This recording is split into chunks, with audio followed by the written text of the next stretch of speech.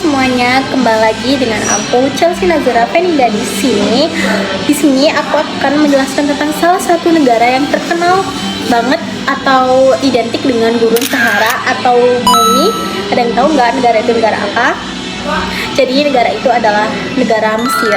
Di sini aku akan menjelaskan sedikit yang aku ketahui tentang Mesir. Mesir kuno adalah salah satu peradaban yang paling ikonik dalam sejarah manusia.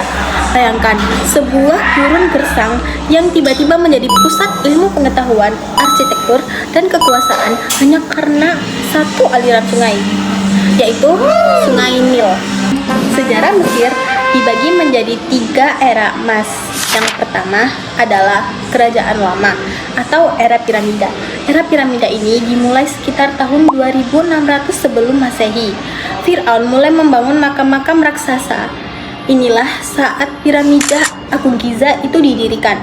Mereka percaya bahwa Fir'aun adalah perantara dewa. Lalu yang kedua adalah era Kerajaan Tengah atau era stabilitas.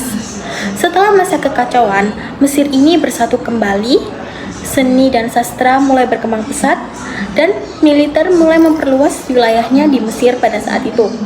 Lalu, yang ketiga adalah era kerajaan baru atau era kejayaan Mesir.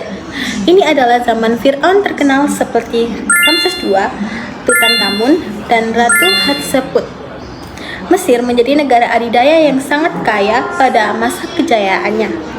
Nah, kejayaan ini berakhir ketika Mesir ditaklukkan secara bergantian oleh bangsa Asyur, bangsa Persia, dan bangsa Yunani di bawah kepemimpinan Raja Alexander Agung dan akhirnya Raja Romawi setelah kematian Cleopatra VII pada tahun 30 sebelum Masehi.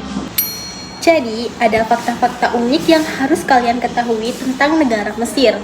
Yang pertama, tentang kesehatan. Jadi, fakta uniknya adalah orang-orang Mesir kuno adalah pionir medis. Mereka ini sudah mengenal antibiotik alami, seperti roti berjamur untuk luka dan pasta gigi dari campuran abu serta cangkang telur. Lalu yang kedua adalah wanita. Fakta uniknya, dibandingkan peradaban kuno lainnya, wanita Mesir punya hak tinggi. Mereka bisa memiliki properti, bisa menggugat cerai, dan bisa menjalankan bisnis mereka sendiri. Lalu, yang ketiga adalah kucing. Kucing di sana ini dianggap sebagai hewan suci, pembawa keberuntungan, dan apabila di sana membunuh kucing, meski tidak sengaja, itu bisa dikenakan hukuman mati. Lalu, yang terakhir adalah tentang piramida. Piramida bukan dibangun oleh budak, melainkan dibangun oleh pekerja terampil yang dibayar. Mereka bahkan punya makanan khusus di dekat piramida sebagai bentuk penghormatan atau yang biasa disebut dengan sesajen. Dan juga ada 3 hal ikonik dari Mesir yang harus kalian ketahui juga. Yang pertama adalah mumifikasi dan kehidupan setelah mati. Jadi orang Mesir itu sangat terobsesi dengan akhirat.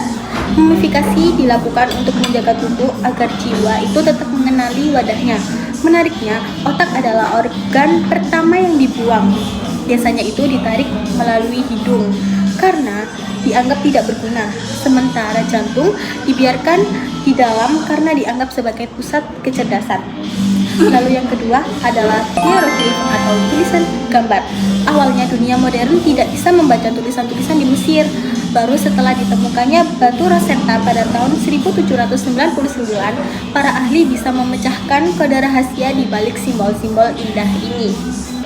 Dan yang terakhir adalah Fir'aun yang terlupakan.